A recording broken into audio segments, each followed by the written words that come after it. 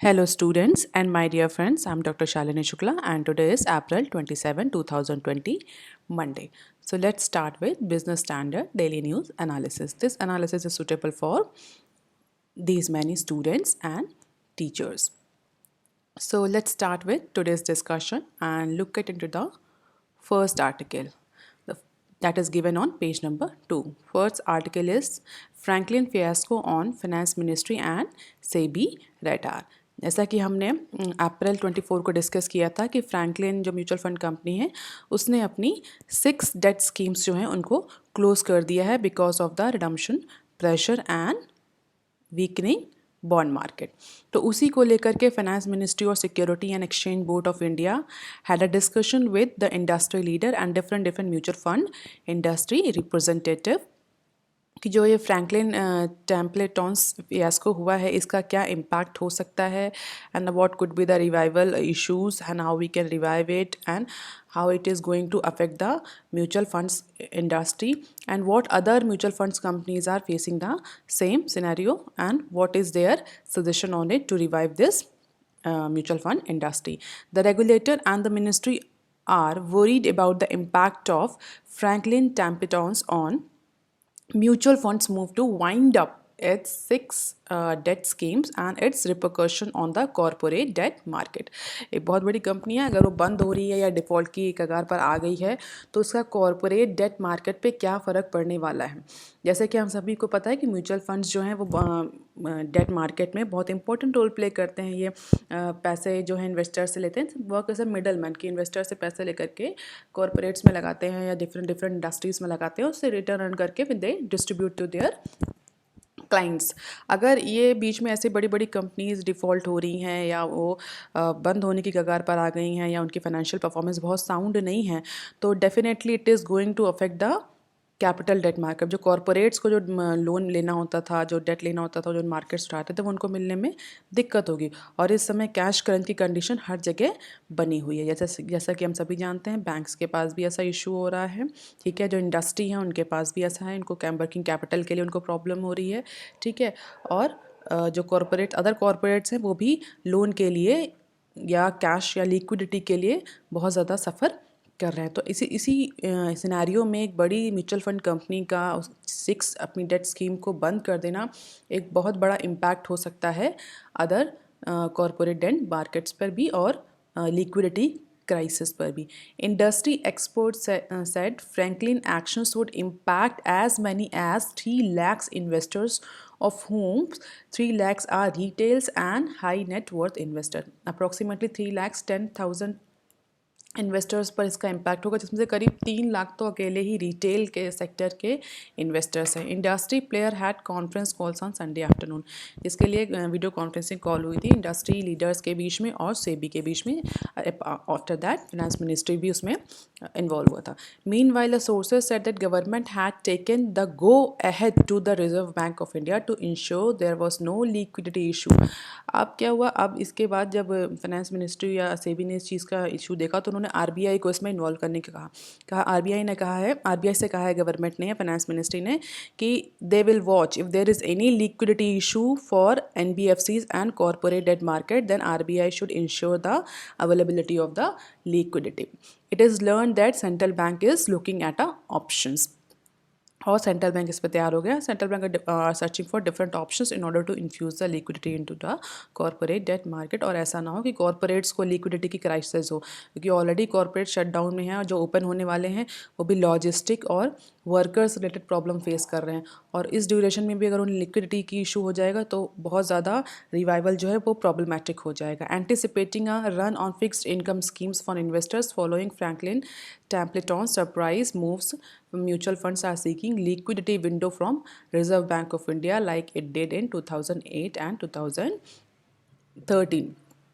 जैसे कि 2008 और 2013 में आरबीआई ने म्यूचुअल फंड कंपनीज़ को डेट की विंडो इशू करी थी, जिसमें से वो अपनी लिक्विडिटी को इंश्योर करने के लिए ये 2008 क्या था, इस ईयर में क्या हुआ था, आप लोग मुझे बताएंगे. 2008 और 2013 में ऐसा क्या हुआ था कि आरबीआई को एक न्यू लिक्विडिटी विंडो इंश्योर करनी पड़ी थी एनबीएफसीज़ के लिए, स्पेशली म्यूचुअल फंड्स कंपनी के लिए. तो वही सेम जो ऑप्शन उस समय आरबीआई ने लिया था, वही अदर इस समय म्यूचुअल फंड्स कंपनीज जो हैं वो आरबीआई से सीख कर रही हैं। हाउएवर आरबीआई ने डिसाइड भी किया, जितना targeted long term repo window RBI ने दिया, और बहुत सारे जो 5K का जो लोन की जो विंडो कमर्शियल बैंक्स को प्रोवाइड करी थी आरबीआई ने, वो बेसिकली उसका पर्पस एनबीएफसीज को ही लेंडिंग करना था। लेकिन banks are reluctant to lend the NBFCs because of the higher risk conditions। हालांकि आरबीआई ने बहुत कोशिश करी, ये लॉन्ग टर्म रेपो विंडो जिसको हम लोगों ने उस दिन डिस्कस किया था अप्रैल 24 को, और इसी तरह जो रीफाइनेंस विंडो 50,000 करोड़ की इशू करी थी वो भी, बट बैंक्स रेडी ही नहीं है, जो एक्सेस कैश उनके पास पड़ा है वो एनबीएफसीज को लेंड करने के लिए। A 10% credit guarantee scheme announced in 2019-20 budgets which would enable state owned banks to purchase pooled assets of financially sound NBFCs. 2019-20 के बजट में गवर्नमेंट ने 10% क्रेडिट गारंटी स्कीम के तहत जितने भी स्टेट बैंक्स थे उनको बोला था कि आप जो अच्छी साउंड एनबीएफसीज हैं जिनकी परफॉर्मेंस अच्छी है, उनका करीब आप 1 ट्रिलियन के आसपास का उनका एसेट्स आप खरीदेंगे, मतलब उनको लोन लेंड करेंगे। वो ये जो स्कीम थी वो भी इस लॉकडाउन या इकोनॉमिक रिसेशन की वजह से अभी नहीं टेक ऑफ कर पाई है, तो उसकी वजह से भी एनबीएफसीज बहुत सफ़र कर रहे हैं। एनबीएफसीज के पास लिक्विडिटी क्रंच है। और एक और न्यूज़ है जो हम आगे डिस्कस करेंगे, जिससे आपको पता चलेगा कि because of the increasing dollar value NBFCs को फॉरेन इन्वेस्टर्स से भी बहुत प्रेशर आ रहा है, वो आगे न्यूज़ डिस्कशन में है। Now look at into the article number 2 from page number 2. Indian incorporations reboots for life after lockdown। जैसा कि हम सभी जानते हैं, लॉकडाउन की वजह से बहुत सारे वर्किंग पैटर्न में डिफरेंस आया है। जो जैसे पहले कंपनीज काम करती थी, अब उस तरह से काम नहीं हो पा रहा। हालांकि गवर्नमेंट ने एग्जम्पशंस दिया है कुछ इंडस्ट्रीज़ को, जो कि बट वो भी कौन सी हैं, जो कि इसेंशियल कमोडिटी और इसेंशियल सर्विसेज में डील करती हैं। तो ये न्यूज़ है, इस बारे में डिस्कशन किया कि लॉकडाउन के बाद भी जो इस समय जो लॉकडाउन के ड्यूरेशन में चेंज आया है कंपनीज के काम करने के तरीके में, एम्प्लॉयज़ के काम करने के तरीके में, काम के डिस्पर्शन के तरीके में या वर्क डिस्पर्शन के तरीके में, वो पैटर्न लॉकडाउन के बाद भी कंटिन्यू रहेगा, क्योंकि इंडस्ट्री और द वर्कर्स और the company has learn the different way of working, जो कि आगे लॉन्ग टर्म में भी अगर वो इस तरह से काम करती हैं तो वो उनके लिए बेनिफिशियल ही है। देख लेते हैं न्यूज़ क्या है। More people working from home may perhaps be single biggest and lasting change to emerge from global lockdown. If you think it is hyperbole, TCS is looking at having 75% of its employee working from home by 2025।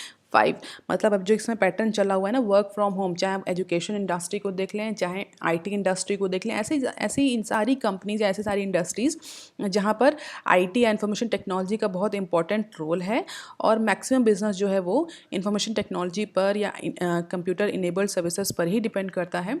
तो ऐसे companies में आपने एक pattern देखा होगा कि work from home start हो चुका है। Maximum number of workers are working from home, and work is going as smooth as it was going before lockdown। तो इस चीज़ों से क्या हुआ है, इस चीज़ों से companies are learning the new pattern of HR और new pattern of human resource management and operation management. अब क्या है, ऐसा कहा जा रहा है कि लॉकडाउन के बाद भी इस तरह का वर्क पैटर्न कंटिन्यू रहेगा। कंपनीज अब अपने लिए, अब बहुत ऐसे कंपनीज हैं, IT बेस्ड जो कंपनीज हैं स्पेशली, वो अब बहुत ज़्यादा फिजिकल एम्बियंस पर या फिजिकल फैसिलिटी पर ध्यान नहीं देंगी। They will looking for a employee who can work from home.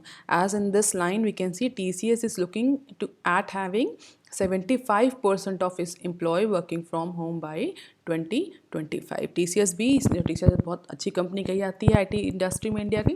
तो TCS अब अपने एम्प्लॉय बेस को चेंज कर रही है, जो उस तरह के एम्प्लॉय या HR या वर्कफोर्स को हायर कर रही है जो कि वर्क फ्रॉम होम कर सकें।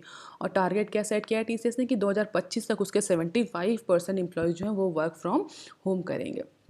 It is a target that will inform the information technology giants plan for building future capacity and infrastructure. और ये टारगेट है जिसकी, और इस टारगेट को हर अपनी आईटी फर्म ने अपना टारगेट इस्टेब्लिश किया जिस, और ये थोड़ा सा इसको टाइम दिया गया कि 2025 सबका अपना डिफरेंट टारगेट है, कोई 2025 को 2022 तक, क्योंकि उसके लिए इंफ्रास्ट्रक्चर, कुछ ऐसे इंफ्रास्ट्रक्चर रिक्वायरमेंट्स की ज़रूरत है जो अभी अवेलेबल नहीं है, जैसे कि स्ट्रॉन्ग आपके पास नेटवर्क होना चाहिए, और क्या कहते हैं, आप उसको मैनेज कैसे करेंगे कंट्रोल सिस्टम, अगर workers are working from different locations, how do you manage them, how do you decide that they will be available on time, how do you ensure the work efficiency, all these are the issues that are need to be tackled before moving into this aspect of human resource management.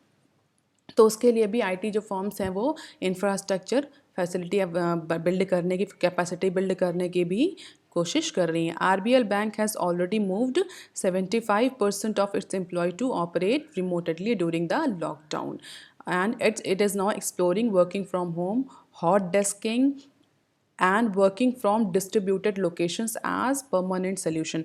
पहले क्या होता था, या lockdown के duration में क्या था कि जो एम्प्लॉयज़ होते थे वो कुछ दिन अपने घर से काम करते थे, वर्क फ्रॉम, कुछ दिन ऑफिस आते थे, but companies are now seeking they permanently work from their home, they do not need to come for office for any work, जिससे कि क्या होगा, बहुत ज़्यादा यूज़, ट्रैवल कॉस्ट बचेगी एम्प्लॉयज़ का जो टाइम ट्रैवलिंग में यूज़ होता है वो सेव होगा.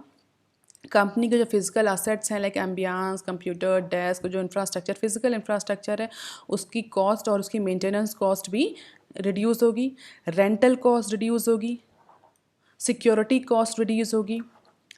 ओके और बहुत सारा ऐसा जो टाइम एब्सेंटिज्म होता था या लंच ब्रेक, सब टाइम, ये सब टाइम जो होगा रिड्यूस होगा, और that time will be more productive and workers will also be more satisfied and happy while being with their family and working simultaneously. तो इन सारी चीज़ों को ध्यान रखते हुए जो आईटी इंडस्ट्री है स्पेशली है, क्योंकि आईटी इंडस्ट्री के पास अभी अवेलेबल इंफ्रास्ट्रक्चर है जिससे कि वो इस पैराडाइम शिफ्ट में मूव कर सकती है. Other industry just like education industry is also looking for this type of workforce management. In US about 4% of the employees currently work from home. US में तो ऑलरेडी 4% एम्प्लॉय हैं जो work from home करते हैं, और India में ये number कितना है, 1%. मतलब इंडिया में जो वाइट कॉलर एम्प्लॉयज़ है, डेफिनेटली जो ये वर्क फ्रॉम होम की फैसिलिटी है ये वाइट कॉलर एम्प्लॉयज़ के पास ही अवेलेबल होगी. Blue collar employees work from home नहीं कर सकते हैं. अच्छा, आप लोग एक क्वेश्चन का आंसर करिए मुझे, what is the difference between white collar workers and the blue collar workers. Okay, India में ये जो परसेंट है वर्क फ्रॉम होम का, ये 1% है ओनली, और यूएस में 4%. We expect this percentage to grow up to 10 to 12% after lockdown. तो आफ्टर लॉकडाउन के बाद भी जो कोविड-19 का जो इम्पैक्ट है, अभी कह सकते हैं कि this is one of the very positive impact of कोविड-19 that it is going to change the way of working. और ऐसा कहा जा रहा है कि ये जो 1% है ये 10 से 12% इंक्रीज़ करेगा लॉकडाउन इवन ओपन होने के बाद भी. मतलब लॉकडाउन ओपन होने के बाद भी कंपनीज़ और एम्प्लॉयज़ दोनों ही प्रेफर करेंगे कि वो वर्क फ्रॉम होम कर सकें. Offices will be more disburse across the city instant of being consolidated into one building. अब वन बिल्डिंग में अगर आप एक बिल्डिंग क्रिएट करते हैं, उसमें एम्प्लॉयज़ को बुलाते हैं, तो उसके अदर कॉस्ट, जैसे कि मैंने बताया बहुत सारी अदर कॉस्ट होती हैं, वो सारी कॉस्ट आपकी रिड्यूस हो जाएंगी और एम्प्लॉय वर्क फ्रॉम होम करेगा, जिससे कि बहुत सारे बेनिफिट्स. और बेसिकली जो जिस चीज़ के लिए कंपनीज फोकस करें that is cost reduction. Cost बहुत रिड्यूस होगी अगर फिजिकल फैसिलिटीज से वर्क फ्रॉम होम की तरफ कंपनीज मूव करती हैं. Contact less pathway powered by motion sensors. हाँ, और अब ऐसी कंपनीज जहाँ पर वर्क फ्रॉम होम नहीं किया जा सकता, या जहाँ पर फिज़िकल प्रेजेंस एम्प्लॉय की ज़रूरी होती है, या ऐसे एम्प्लॉयज़ कंपनी जनरली प्रेफर क्या कर रही हैं, कुछ की एम्प्लॉयज़ हैं या नॉन एसेंशियल एम्प्लॉयज़ में कंपनीज अपने वर्कर्स को डिवाइड करी. की एम्प्लॉयज़ जिनका डेली ऑफिस आना ज़रूरी होता है, और नॉन एसेंशियल एम्प्लॉयज़ ऐसे एम्प्लॉयज़ जो वर्क फ्रॉम होम कर सकते हैं. ठीक है, अगर आईटी इंडस्ट्री को छोड़ दें तो इस तरह के एम्प्लॉयज़ को डिवाइड किया जा रहा है. की एम्प्लॉयज़ जो कि ऑफिस प्रमाइसेस में आएंगे, और नॉन की एम्प्लॉयज़ या नॉन एसेंशियल एम्प्लॉयज़ जिनका ऑफिस आना इतना ज़रूरी नहीं है, वो घर पे बैठकर भी अपने सारे काम या अपने सारे जो असाइंड फंक्शंस हैं वो पूरे कर सकते हैं. तो क्या है, जो एम्प्लॉयज़ जो की एम्प्लॉयज़ हैं जो ऑलरेडी ऑफिस आएंगे, उनके लिए भी इस तरह के प्रोविजंस कंपनी सर्च कर रही है कि उनका मिनिमम कांटेक्ट हो किसी भी सरफेस से, क्योंकि कोविड-19 का अभी बहुत इमीडिएट या बहुत शॉर्ट टर्म में वैक्सीनेशन या ट्रीटमेंट अवेलेबल नहीं होने वाला है. तो आप कंपनीज़ भी इस चीज़ को समझ चुकी हैं शायद, तो वो आने वाले टाइम में ऐसे वर्क प्रैक्टिसेस को प्रमोट करेंगी जिससे कि कोविड-19 का जो स्प्रेड है वो रिड्यूस हो, सोशल डिस्टेंसिंग भी मेंटेन रहे, इन्फेक्शन के कम से कम चांसेस हों।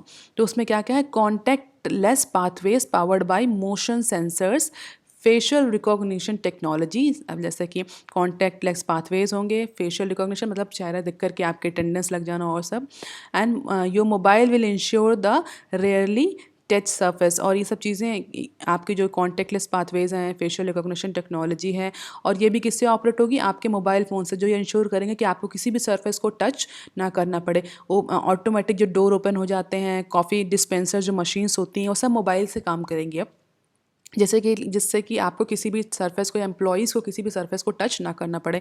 स्मार्ट लिफ्ट भी जिसका जो भी आपके मोबाइल से ही ऑपरेट होगी, या जो एम्प्लॉय है उसके मोबाइल से ही ऑपरेट होगी। इस तरह की कई सारी टेक्नोलॉजीज़ पर पॉन्डर कर रही है इंडस्ट्री की, इस तरह की टेक्नोलॉजीज़ लाई जा सकें फॉर दोज वर्कर्स जिनका इंडस्ट्री या फिजिकल प्रेमाइसेस में आना ज़रूरी है। और इस सब की जो डिमांड है वो बढ़ेगी, इस वजह से इस फील्ड में आप कह सकते हैं कि इन्वेस्टमेंट भी बढ़ेगा, या हो सकता है हमें हाईएस्ट ग्रोथ रेट देखने को ऑटोमेशन में मिले। तो इसको बोला जा रहा है कि इट्स अ न्यू नॉर्मल, क्योंकि जैसा कि हमारे जर्मनी के चांसलर ने कहा है कि we have to live with the virus. अब क्योंकि अभी जब तक इसका कोई ट्रीटमेंट नहीं है, हमें वायरस के साथ रहना है। We have to change our lifestyle, we have to change our eating pattern, we have to change our working system, और उसी के चेंज के साथ हमें इस वायरस के साथ रहना है अगर हम सर्वाइव करना चाहते हैं, क्योंकि because lockdown is not the permanent solution for any economy. तो इसको बोला जा रहा है new normal, it is going to be new normal for the industry कि वर्क फ्रॉम होम हो, और जो ऑलरेडी आ रहे हैं, जो एम्प्लॉयज़ आएंगे उनके लिए भी कॉन्टैक्ट लेस सर्फेस और कॉन्टैक्ट लेस वर्क स्टेशंस बनाए जाएं। Now look at into the article number 3 from page number 2, pharma hubs in HP on mend. क्या है ये news? Pharma hubs in HP on mends, Baddi an industrial town in Himachal Pradesh accounting for 35 to 40% of India's domestic pharmaceutical output is slowing coming back to life as its manufacturing plants emerge from the containment zone and production resume। जैसा कि हम सभी जानते हैं, बड्डी जो है हिमाचल प्रदेश में, ये इंडियन फार्मास्यूटिकल या डोमेस्टिक फार्मास्यूटिकल जो कंपनी है इंडिया में, उसका 35 to 40% कॉन्ट्रीब्यूट करता है। मतलब मैक्सिमम जो हमारी फार्मास्यूटिकल कंपनीज़ हैं वो हिमाचल प्रदेश के इस एरिया में प्रोडक्शन करती हैं। और हुआ क्या था कि जो जितनी भी कंपनीज़ थी फार्मास्यूटिकल की, वो कंटेनमेंट जोन में आ रही थी, इसलिए उनका प्रोडक्शन पूरी तरीके से बंद कर दिया गया था। इमेजिन कि जिस समय हमें हमारे हेल्थ केयर सिस्टम को या हम इंडिया को फार्मास्यूटिकल की सबसे ज़्यादा ज़रूरत थी, उस समय हमारा 30 to 35% जो इंडस्ट्रियल कैपेसिटी है वो बंद चल रही थी। तो अब क्या हुआ है, अब ये हुआ है कि धीमे धीमे जो हमारा हब था, फार्मा का हब, इसको रिज्यूम किया जा रहा है, और जो कंपनीज थी उनको एग्जाम किया जा रहा है कि वो अब अपना प्रोडक्शन स्टार्ट कर सकें। Moreover in a major move, one time inter state movement to has been allowed to enable workers stuck in Chandigarh to reach the Baddi. और उसमें क्या हुआ था, वर्कर्स भी मूव कर गए थे, इन सारे जो हमारे इंडस्ट्रियल हब एरिया थे, यहाँ से वर्कर्स भी मूव करके वापस अपनी अपनी लोकेशंस पे चले गए थे, स्पेशली चंडीगढ़ में। तो अब क्या किया हिमाचल प्रदेश की जो गवर्नमेंट है, उसने वन टाइम मूवमेंट अलाउ किया, inter state movement, for those migrant workers who were residing in Chandigarh to reach the Baddi so that production can be resume with a proper speed. A senior government officials in New Delhi confirmed this and said that both the drug controller and the Department of Pharmaceutical had been monitoring the situation. Drug controller और Department of Pharmaceutical दोनों ही situation को monitor कर रहे हैं। अब आप मुझे बताएंगे कि ये drug controller क्या होता है, इसका basic role क्या होता है pharmaceutical industry में। Permission to cross the state border in Chandigarh has been given, और जितने भी migrant labor हैं उनको चंडीगढ़ और का बॉर्डर क्रॉस करने की परमिशन मिल गई है, जिससे कि जितनी भी जो बड्डी रिजर्व में जितनी भी फार्मास्यूटिकल कंपनीज़ हैं, जैसे लाइक एबॉट, सन, जायडस, कैटला, ये सब ऑपरेशन स्टार्ट कर सकें और अपनी 60 to 70% कैपेसिटी रीच कर सकें। जैसा कि कहा गया है कि ड्रग कंट्रोलर के द्वारा कि within 4 to 5 days production in Baddi hubs would touch the 60 to 70% of its capacity. तो गवर्नमेंट जो है वहाँ की वो बहुत कीन है, बहुत हरी में है कैपेसिटी को रिज्यूम करने की, क्योंकि इससे स्टेट के रेवेन्यू को भी लॉस हो रहा है। ठीक है। जैसे सेंट्रल गवर्नमेंट का रिवेन्यू होता है ऐसे हर स्टेट गवर्नमेंट का भी रिवेन्यू होता है। और अगर आपको पता है कि आपके स्टेट में 30 to 40% फार्मास्यूटिकल इंडस्ट्री है और वो आपने बंद कर दी, तो आपका बहुत ज़्यादा रिवेन्यू भी लॉस हो रहा है और जो स्टेट को नुकसान हो रहा है वो लगता है। In order to ensure all these, HP Himachal Pradesh जो गवर्नमेंट है उसने इन सारी जो जितनी भी बड़ी मैक्सिमम जो फार्मास्यूटिकल कंपनीज थी उनको ऑपरेट करने के लिए अलाउ कर दिया गया है। उसके लिए सारे मेजर्स इंश्योर किए जा रहे हैं कि उनको ऐसी कोई भी लॉजिस्टिक या वर्कर्स रिलेटेड प्रॉब्लम ना आए, ताकि उनका प्रोडक्शन जो है वो 60 से 70% ऑफ देयर कैपेसिटी इनिशिएट हो सके। Around 15 plants had come in the containment zone.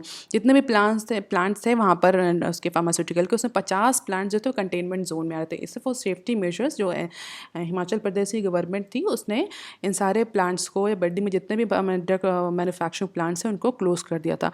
लेकिन अब धीमे धीमे क्या है, अभी 38 फर्स्ट फेज में 38 प्लांट्स को रिमूव कर दिया गया, एग्जाम्प्ट कर दिया गया। लेटर ऑन 11 प्लांट्स को भी रिज्यूम कर दिया गया कि या परमिशन दे दी गई कि वो अपना ड्रग प्रोडक्शन स्टार्ट कर सकते हैं with all the precautions for maintaining the social distancing within the industry और within the company premises. ये थोड़ा सा स्टैटिस्टिक्स है जिसको हम देख सकते हैं। 60 to 70% कैपेसिटी यूटिलाइजेशन एक्सपेक्ट किया जा रहा है विद इन 4 to 5 डेज। जैसा कि हमारे ड्रग कंट्रोलर ने कहा है कि within 4 or 5 days company वापस से अपनी 60 to 70% कैपेसिटी में काम करने लगेंगे। तो ये all these are the highlights of this news. Now look at into the article number 4 from page number 2। IRS officers for super rich tax high government riled. इसमें क्या है, इसमें एक्चुअली कुछ जो IRS 50 यंग IRS ऑफिसर्स थे जो already training के duration पे थे, उन्होंने एक रिपोर्ट प्रिपेयर करी और उस रिपोर्ट में उन्होंने ये कहा कि कैसे इस कोविड-19 के ड्यूरेशन में इकोनॉमी को रिवाइव किया जा सकता है और जो रिवेन्यू गवर्नमेंट का कंटिन्यूसली फॉल हो रहा है उसको रेस किया जा सकता है। उसी के इंक्लिनेशन में इन्होंने एक रिपोर्ट सबमिट करी और वो रिपोर्ट जो है फिजिकल ऑप्शंस एंड रिस्पॉन्ड कोविड-19 epidemic. The group has also propose expenditure rationalisation. मतलब इस जो ग्रुप का जो नाम था वो था physical options and response to कोविड-19 एपिडेमिक। और उन्होंने ये रिपोर्ट सबमिट करी फाइनेंस मिनिस्ट्री को कि इस पे ध्यान दिया जाए, क्या इस तरह के मेजर्स अप्लाई किए जा सकते हैं। और उस रिपोर्ट ने बहुत ज़्यादा कंट्रोवर्सी जो है वो जनरेट करी है, जिसकी वजह से जो फाइनेंस मिनिस्ट्री है उसने इससे डिस्टेंस मेंटेन कर लिया। फाइनेंस मिनिस्ट्री ने कहा है कि ना ही फाइनेंस मिनिस्ट्री ने ऐसा कोई उन्हें काम दिया था ऐसी रिपोर्ट प्रिपेयर करने के लिए, ना ही फाइनेंस मिनिस्ट्री इस पर कोई विचार करने जा रही है। वो उनकी पर्सनल रिपोर्ट थी और हो सकता है उसके अगेंस्ट उनके अगेंस्ट कोई एक्शन भी लिया जाए। क्या था रिपोर्ट में देख लेते हैं। A report by group of 50 young officers of Indian revenue services on enabling smooth recovery of Indian economy from the coronavirus disease shock has quoted controversy. The report suggested the hike in the tax slab of super rich. उस report का जो सबसे important point था वो ये था कि जो सुपर रिच हैं उन पर टैक्स लगा दिया जाए सेस की तरह, जैसे कोविड सेस जिसको बोलते हैं। सेस क्या होता है? सेस एक ऐसा टैक्स होता है जो कि सेंट्रल गवर्नमेंट इम्पोज करती है फॉर, और उसका यूटिलाइजेशन जो होता है फॉर ए स्पेसिफिक पर्पस। कोई हेल्थ सेस हो सकता है, किसी भी तरह, किसी भी चाहे वो चाइल्ड प्रोटेक्शन में या चाइल्ड एजुकेशन में, या आप बोल सकते हैं किसी माइग्रेंट को रिवाइव करने में। इस तरह से किसी भी एरिया में को ध्यान में रखते हुए उस एरिया के रिवाइवल के लिए या उस एरिया के डेवलपमेंट के लिए गवर्नमेंट किसी कमोडिटी किसी सर्विस पर टैक्स लगा देती है। उस टैक्स को बोलते हैं सेस। और उससे जो रिवेन्यू कलेक्ट होता है उस पर्टिकुलर सेस से, वो सिर्फ उसी के लिए यूज़ होता है। अगर आपको ध्यान हो तो जब हमारे यहाँ स्वच्छ भारत अभियान आया था तो एक स्वच्छ भारत अभियान के नाम पर एक सेस लगा था, ठीक है, बहुत सारी सर्विसेज पर। तो वो सिर्फ भारत में जो उससे जो रेवेन्यू कलेक्ट होता था वो सिर्फ स्वच्छता अभियान में ही यूज़ होता था। तो cess is a particular tax which is use for particular purpose, ठीक है। उसका कहीं भी और भी आप अपने रेवेन्यू को इंक्रीज़ करने में कहीं भी किसी और चीज़ के लिए गवर्नमेंट यूज़ नहीं कर सकती। वो जिस लिए कलेक्ट किया जा रहा है उसका जो एक्सपेंडिचर या डिसबर्समेंट होगा वो उसी एरिया में होगा। तो जो ये रिपोर्ट आई है इसमें बोला गया कि जो सुपर रिच हैं उन पर एक स्पेशल टैक्स इम्पोज किया जाए कोविड सेस के नाम से, और उससे जो रिवेन्यू जनरेट होगा वो जो marginalise section of the society है, जो poor section of the society है, उसके रिवाइवल के लिए या उनके बेनिफिट के लिए उसको यूज़ किया जाए।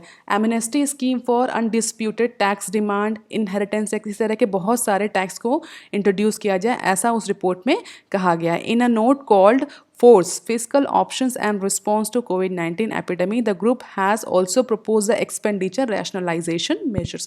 Apart from proposing the taxes, जो ग्रुप था उस ग्रुप ने क्या कहते हैं एक और कई अदर सारे में जो रिकमेंडेशंस भी दी, उसमें रिकमेंडेशन ये भी थी कि जो एक्सपेंडिचर गवर्नमेंट कर रही है उसको रैशनलाइज किया जाए कि भाई जहाँ ज़्यादा ज़रूरत है वहाँ पर पहले डिसबर्समेंट की ज़रूरत है कैश या मनी की, रादर देन ऐसे एरियाज़ में जो कि अभी बहुत ज़्यादा ज़रूरी नहीं है। डायरेक्ट कैश ट्रांसफ़र का भी प्रपोजल दिया था। 3 years tax holiday for the companies and business who are involve in health care.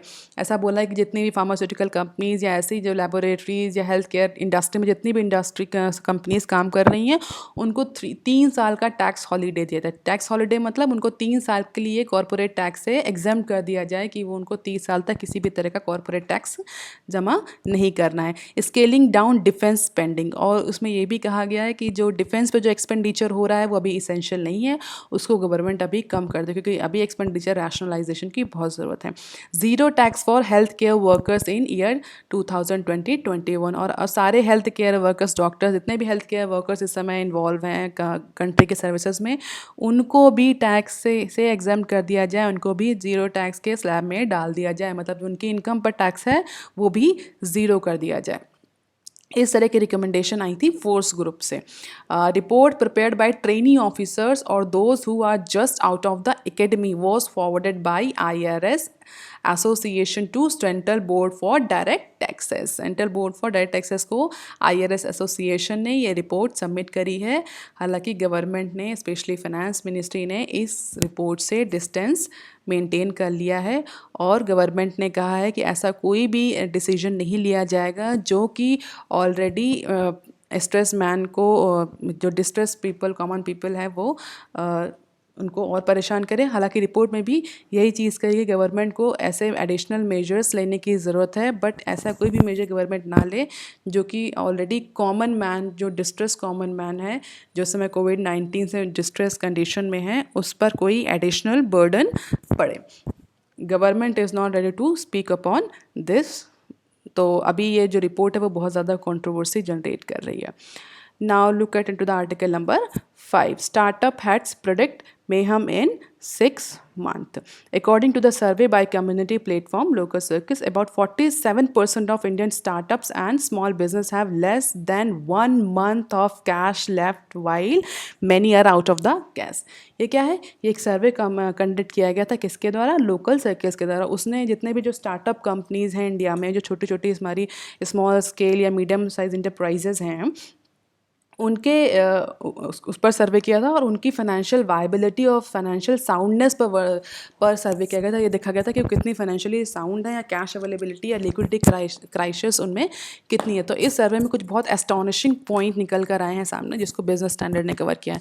इसमें बोला गया है 47% of Indian startups and small businesses have less than 1 month of cash left.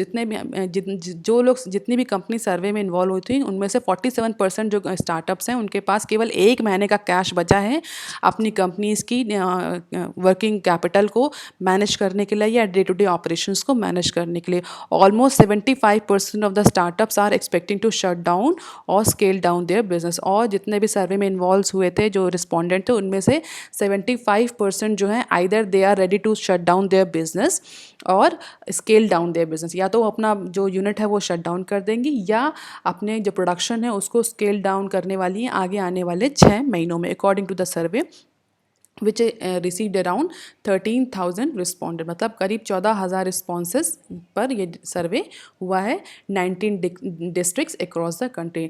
90 district से करीब 14,000 कंपनी से ये रिस्पॉन्स लिया गया है, जिसमें से 75% ने 74% ने कहा है कि they are going to shut down their business और स्केल डाउन देयर बिजनेस। 47% ने कहा है कि उनके पास सिर्फ 1 महीने का कैश बचा है, और ऐसा बोला है कि जो 6 मंथ आने वाले वो इंडियन स्टार्टअप्स के लिए बहुत ज़्यादा क्रूशल हैं। इसमें बहुत सारे ले ऑफ देखने को या सैलरी कट देखने को मिलेंगे। अगर उनको क्या कहते हैं ले ऑफ करने की परमिशन गवर्नमेंट नहीं देती है, उस तरह के ऐसे कुछ प्रोविजंस लाती है, तो वो सैलरी कट भी एम्प्लॉयज़ की, अपने वर्कर्स की करेंगे।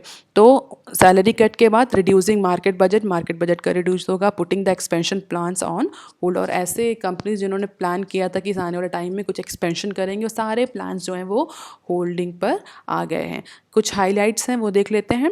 जो सर्वे हुआ है उसमें 27% आउट ऑफ फंड है, 6% के पास केवल 6 महीने का कैश बचा हुआ है, 23% के पास 3 to 6 मंथ का कैश है, और 24% के पास 1 to 3 मंथ्स का, और लेस देन 1 मंथ्स 20%। इसी तरह what do you see happening with in the next 6 month, 6 महीने में, अगले 6 महीने में क्या हो रहा है? तो 61% जो स्मॉल स्केल कंपनीज हैं या स्टार्टअप्स हैं, उन्होंने बोला कि they are going to scale down their business, और 7% और 13% ने बोला है कि they are going to shut down their business within 6 month. आप देख लेते हैं article number 6 from page number 3। This is one of the very important news. इस न्यूज़ में क्या कहा है? इस न्यूज़ में जैसा कि हमने पिछले 18 या 17 अप्रैल की न्यूज़ में डिस्कस किया था कि जितने भी हमारे यहाँ सोशल मीडिया है, उसको गवर्नमेंट ने ऑर्डर दिए थे कि वो अपने यहाँ रिस्ट्रिक्टिव मेजर्स लें, कि जो भी फेक और र्यूमर वाली जो न्यूज़ है कोविड-19 पर जो शेयर हो रही हैं, जिससे कि जो हमारे सब्सक्राइबर्स हैं, जो हमारा पब्लिक है, उसमें एक मिसकंसेप्शन जनरेट हो रहा है कोविड-19 को लेकर के। तो इस तरह की सारी न्यूज़ को कर्ब करें। जितने भी सोशल मीडिया या मैसेंजर सर्विसेज ऐप हैं, चाहे वो व्हाट्सएप हो, चाहे वो हेलो ऐप हो, चाहे वो टिकटॉक हो, कोई भी हो, सबको गवर्नमेंट ने वार्न किया था। तो उसी ड्यूरेशन में व्हाट्सएप ने कुछ मेजर्स लिए थे, जिसमें कुछ मेजर्स ये थे कि व्हाट्सएप ने जो फॉरवर्ड की लिमिट थी वो 1 कर दी थी। जैसे कि पहले आप एक मैसेज को 5 लोग को एक बार में फॉरवर्ड कर सकते थे, तब व्हाट्सएप ने उसको केवल एक मैसेज केवल एक ही रिसीवर को आप फॉरवर्ड कर सकते हैं। और व्हाट्सएप ने एक नई फैसिलिटी चलाई थी, जिसमें कोई भी जो यूज़र है, सब्सक्राइबर है, वो अगर ये देखना चाहे कि पर्टिकुलर मैसेज उसके पास आया है फॉरवर्ड होकर के, वो कितनी बार फॉरवर्ड हुआ है और क्या वो उसको फॉरवर्ड करना चाहता है। तो इस तरह के जो मेजर्स व्हाट्सएप ने लिए थे, तो व्हाट्सएप ने कहा कि इससे करीब 70% जो फेक न्यूज़ थी उसमें रिडक्शन आया है। ऐसी रिपोर्ट व्हाट्सएप ने सेंट्रल गवर्नमेंट को सेंड करी है। उसी ड्यूरेशन में सेंट्रल गवर्नमेंट ने सारे व्हाट्सएप या सारे जो सोशल मीडिया प्लेटफॉर्म्स हैं, उनसे कहा था कि उन्हें डेली बेसिस पर सेंट्रल गवर्नमेंट को रिपोर्ट सेंड करनी है कि उन्होंने क्या मेजर्स लिए और उस मेजर्स का क्या इम्पैक्ट रहा फेक न्यूज़ और र्यूमर्स के सर्कुलेशन पे। तो उसी में व्हाट्सएप ने सेंट्रल गवर्नमेंट को बताया है कि अप्रॉक्सीमेटली 70% जो फेक न्यूज़ फॉरवर्ड होती थी उनमें डिक्रीज़ आया है। Ministry of electronic and information technology confirm they had been informed and said WhatsApp is saying that there is a limit to 1 per forwarded for a viral message has brought down the spread of such messages. और ये किस लिए है? जो WhatsApp ने जो ये limit लगा दी थी कि एक मैसेज को सिर्फ आप एक ही पर्सन को फॉरवर्ड कर सकते हैं, तो उसकी वजह से ये लिमिट की वजह से 70% डिक्लाइन हुआ है जो फेक मैसेजेस थे उसके सर्कुलेशन में।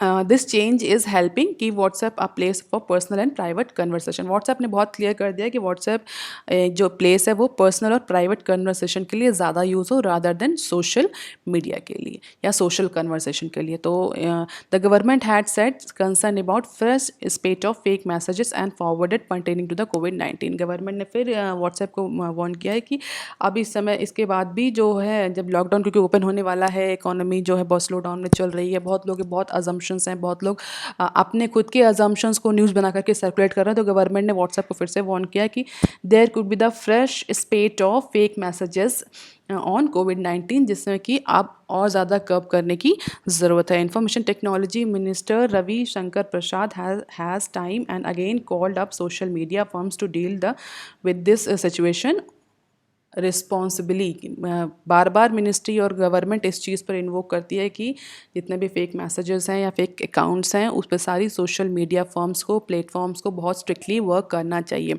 यहाँ पर कई बार डिस्प्यूट भी अराइज होता है गवर्नमेंट और ये जितने भी सोशल मीडिया प्लेटफॉर्म्स हैं उनके बीच में। कई बार गवर्नमेंट जो है वो फेक अकाउंट्स या किसी पर्टिकुलर अकाउंट के बारे में न्यूज़ मांगती है कि भैया बोलती है किसी पर्टिकुलर अकाउंट या किसी पर्टिकुलर इन्फॉर्मेशन को डिलीट करने के लिए, जिससे मैक्सिमम टाइम जो हमारी ये जो सोशल मीडिया प्लेटफॉर्म्स है सोशल मीडिया कंपनीज हैं ये एग्री नहीं करती। तो कई बार आप देखेंगे कि इन दोनों के बीच में टशन भी हो जाता है इन चीज़ों को इश्यूज़ को लेकर के, क्योंकि सोशल मीडिया जो है बेसिकली चाहे फेसबुक हो चाहे व्हाट्सएप हो, दे प्रोपोगेट द फ्री स्पीच कि फ्री स्पीच राइट जो है वो हमारे सब्सक्राइबर्स के पास या हमारे यूज़र्स के पास है। On the other hand government is basically focused on the Nations integrity and security. तो कई बार इन दोनों के बीच में बहुत ज़्यादा कन्फ्लिक्ट अराइज होता है बिकॉज ऑफ दीज इशूज़। तो गवर्नमेंट भी इस चीज़ों को लेकर के बहुत टाइट है इस समय, क्योंकि कोविड-19 से को लेकर के बहुत सारे फेक मैसेजेस सर्कुलेट ऑलरेडी हो रहे हैं जिसको गवर्नमेंट कब करना चाहती है। तो गवर्नमेंट ने पहले भी लिखा था टिकटॉक, हेलो, फेसबुक, इन सबको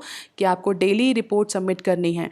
और व्हाट्सएप ने इसी रिपोर्ट में ये भी बताया कि व्हाट्सएप ने इंटरनेशनल फैक्ट चेकिंग नेटवर्क से कोलैबोरेशन किया है, जिससे कि यूज़र्स जो हैं व्हाट्सएप के जो व्हाट्सएप के सब्सक्राइबर हैं, if they want to check the authenticity of the any information they can go with the these websites and check the authenticity of any forwarded message. वो कितना फॉरवर्ड है, वो सही है कि गलत है। अब आप मुझे कमेंट सेक्शन में लिखकर बताएंगे इंटरनेशनल फैक्ट चेकिंग नेटवर्क है क्या और इसका बेसिक मैंडेट क्या है।